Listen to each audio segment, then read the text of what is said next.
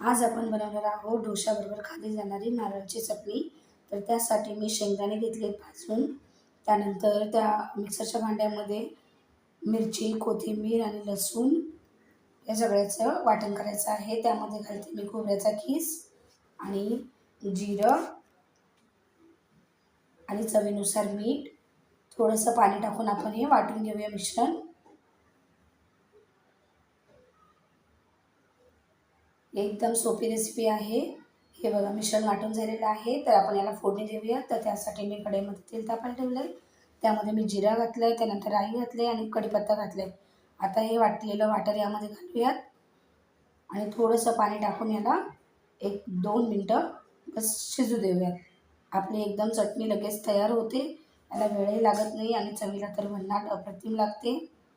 हे बघा चटणी तयार आहे.